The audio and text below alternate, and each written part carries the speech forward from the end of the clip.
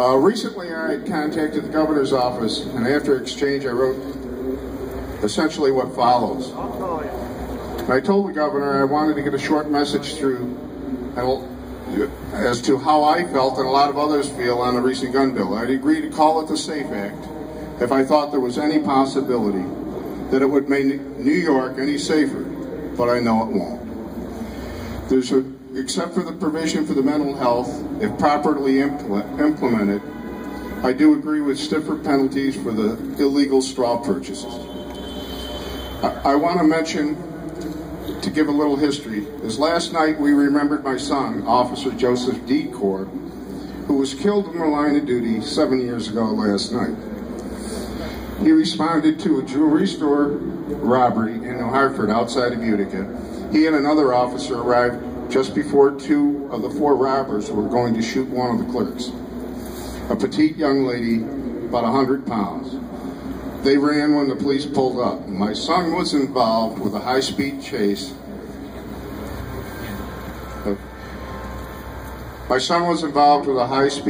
That ended when they crashed the car and took off on foot.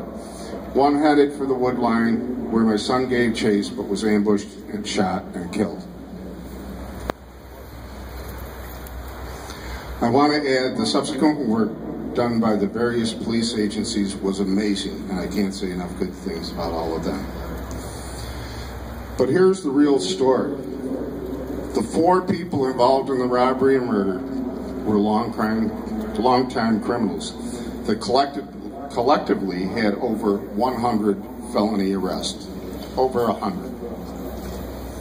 And here they are on the streets, doing what they do best.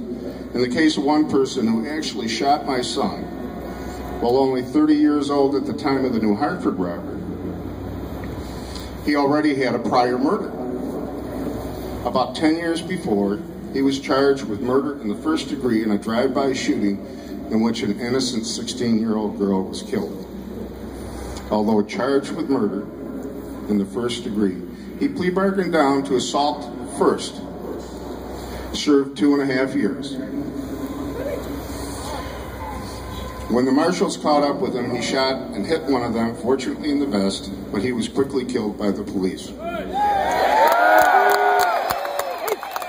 Using now what is probably all illegal weapons.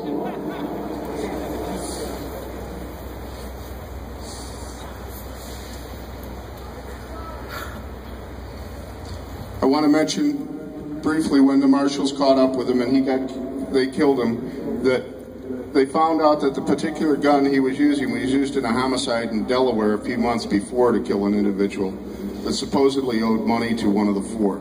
That charge has never formally been made. One of the perpetrators, after being caught at the scene, had recently been released on bail for a burglary charge. He'd been out of prison for 4 months, but been able to be arrested for burglary, and then, of course, made bail. The court in Philadelphia did not even know he was arrested for robbery murder in New Hartford until several months later. During the follow-up investigation, it showed he was on parole from Washington State. Of course, they forgot to check in Washington and see that he was also on probation for a series of charges in Hawaii. When the parole officer in Washington was called, her response to investigators was, "We were wondering where he was." 2 years plus later, and they were wondering where he was.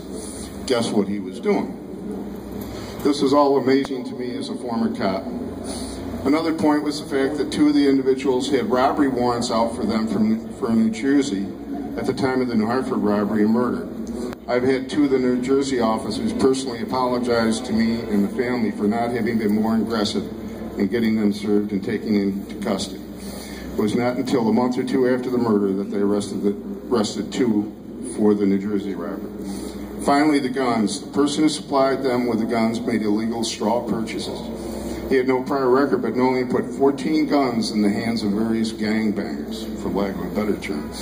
By the way, the last that I'd heard, 7 of the guns have been recovered at various crime scenes. Under the federal law, criminal record, he may have spent virtually no time in jail. I was told months. Since we went to PA, he got nearly 4 years after we made numerous impact statements. What the real problem here is not the number of rounds in a magazine or the gun.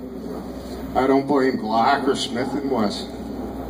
It is always the person who pulls the trigger. I would hope that the governor and others would get it straight. Punish the people who commit the violent crimes. Punish them. It seems stupid to say, but that's the problem. Lock them up and don't turn them loose. That will have an impact, making 1.2 million law-abiding New York citizens criminals because they have 10, 20, or 30 rounds in a magazine is asinine. I'm sorry, Governor, it's asinine.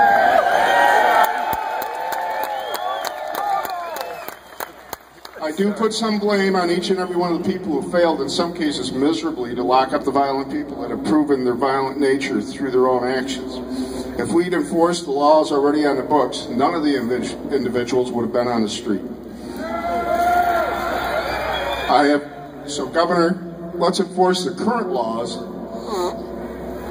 I've often wished that any one of my friends or legally licensed concealed weapon holders had been there on that night and saw the two running with a gun and the police chasing after them. It may well have turned out differently. I have far more faith in them than the overall overworked and underfunded criminal justice system. Governor, the need is for resources for getting the real criminals off the street and locked up, not wasting our resources on keeping track of how many shotgun shells I buy, how many rounds I may have in a magazine, and penalizing the legal gun owners to score political points.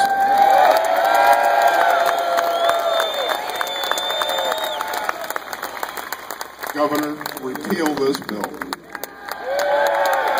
Woo. Thank you.